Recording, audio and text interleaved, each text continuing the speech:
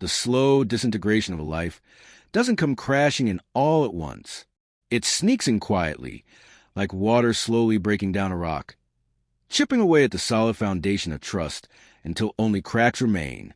For Daniel, the unraveling began on a night that seemed ordinary. He sat waiting, the minutes crawling past midnight, unease tightening his chest with every tick of the clock. Emily had gone out with friends, saying she needed a break, some time to breathe. But when the front door finally creaked open, Daniel's heart sank at the sight of her. She stood in the doorway like a ghost of herself, her hair unkempt, her clothing wrinkled and disordered, clinging to her like they'd been roughly handled. Then he saw it. Something subtle but damning, a glint of moisture along her inner thighs. The scent in the air around her was foreign, laced with a deep, masculine cologne he didn't recognize. It didn't belong to her or to him. Daniel couldn't speak. Words froze in his throat as a surge of disbelief and dread crashed over him.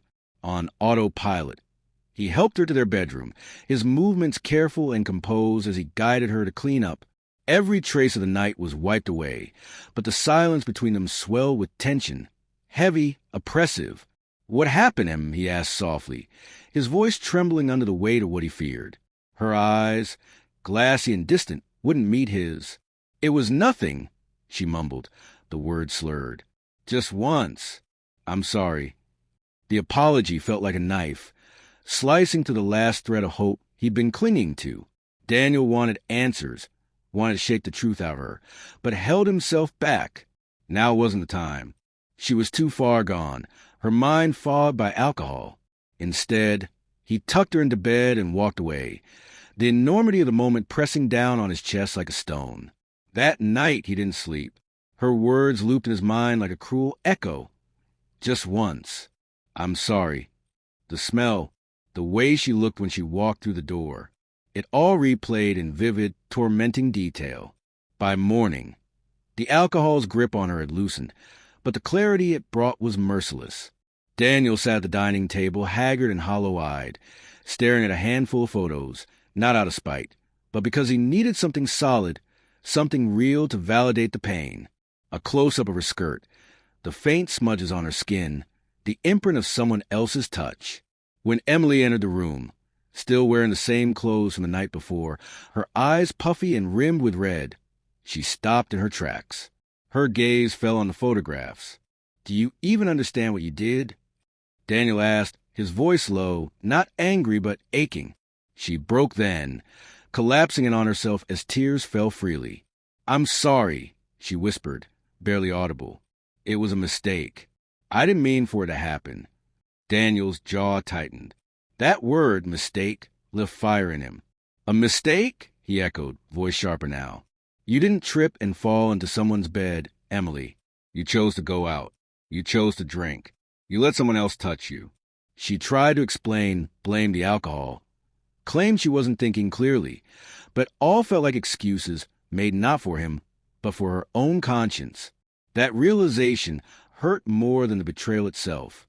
It had never been about him. Not really. "I need to get out of here," he said suddenly, pushing back from the table. He couldn't watch her cry over her own guilt, couldn't sit in the ruins of the life they built.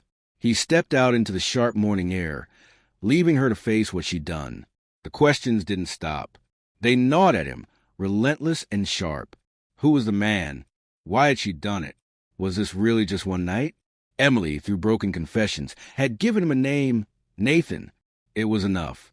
Daniel began searching. It didn't take long.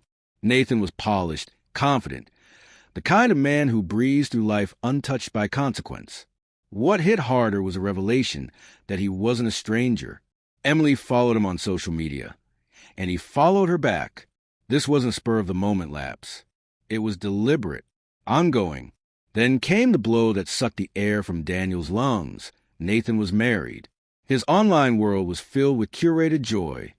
Family vacations, children's birthdays, cozy Sunday mornings with his wife. He had everything Daniel once thought he had too. The more Daniel uncovered, the clearer it became. This was no accident. Nathan had known she'd be at the bar. He'd gone there for her. It wasn't a drunken twist of fate. It was orchestrated. Desperate for clarity, Daniel turned Emily's phone one night as she slept. He told himself it was for closure, but deep down, he needed proof. The texts were brief but telling, familiar, flirtatious, too comfortable to be innocent. Nathan hadn't stumbled into her life. He'd walked in knowingly, and she had let him. That realization was a breaking point. They weren't victims of circumstance. They had chosen this, eyes open, and someone else deserved the truth too. Nathan's wife, Olivia. Daniel wrestled with the idea. It wasn't revenge. It was about truth, about dignity, about doing what was right when everything else felt wrong. Eventually, he sent her a message, gentle, respectful, asking to meet. She replied quickly. They agreed on a quiet cafe downtown, someplace neutral where emotions could be held in check. When Daniel arrived, Olivia was already seated. Her auburn hair was tied back neatly, her expression warm but questioning. She greeted him politely, unaware of the storm he was about to unleash. As she spoke of Nathan, Daniel saw the love in her eyes, heard the affection in her voice. It made the task heavier. "I'm sorry to be the one to say this," he began, voice calm but unwavering. "Your husband had an affair with my wife." Her smile faltered. Her hand trembled as she set her cup down. He didn't draw it out. He handed her the evidence. Screenshots of the messages, photos, a recording of Emily whispering Nathan's name. Olivia studied it all silently. Her face lost its color. Her eyes shimmered, but she didn't let the tears fall. When she finally spoke, her voice was quiet, yet steady. "Thank you for being honest." Daniel nodded and stood to leave. Whatever came next between her and Nathan wasn't his burden to carry.